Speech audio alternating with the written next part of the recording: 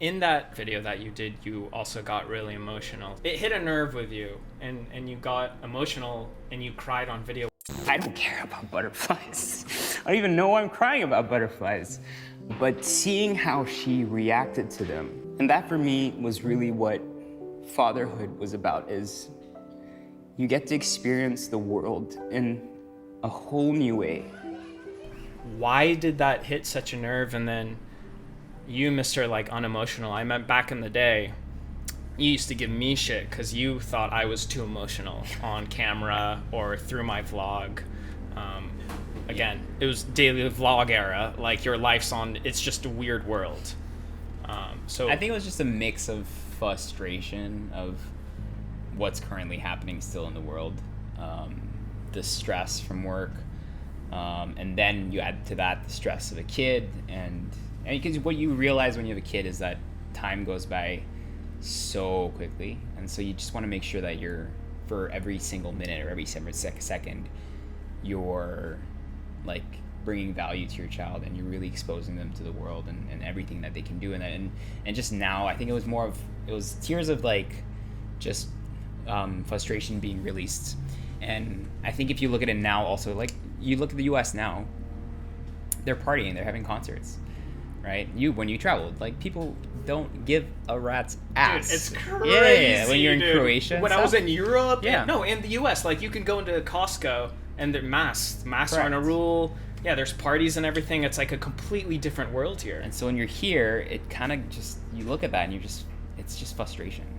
And I think that's why I cried on camera, is because there was just so much frustration bottled in every aspect of your life. But me specifically as a father, it's just like, yeah, oh my God, if COVID wasn't happening, this is what we could be doing, or where we could be going, and how she could be living, versus how creative do you have to get to entertain your kids at home.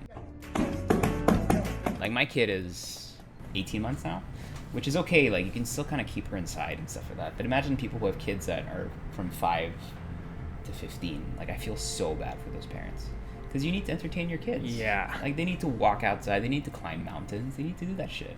Yeah. So, like, that's why they're saying this generation of children, like, 2 years takes a massive impact in terms of social skills, in terms of how they connect with nature and stuff like that. Yeah, everyone's going to end up like homeschooled children, you know, not knowing how to socialize. Yeah.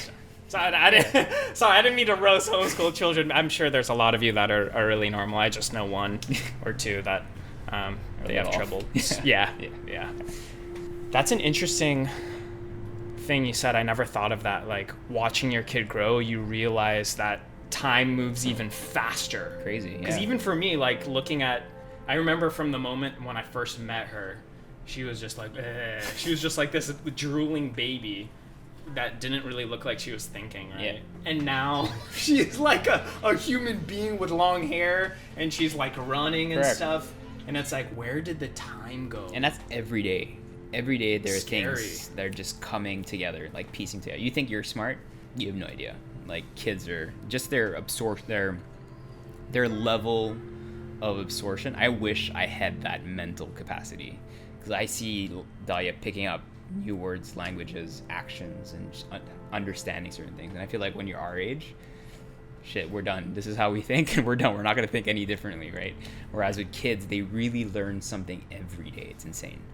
That's actually my mantra, though. You know, do something new every day, learn something new Correct. every day, and But learn it and remember it. That's the tough part. Like, for her, she'll learn a word today. We won't repeat it for 10 days. In 10 days, she'll say that word again. What's that, Dahlia? It's a plum. That's the part that's just like, whoa, that's insane.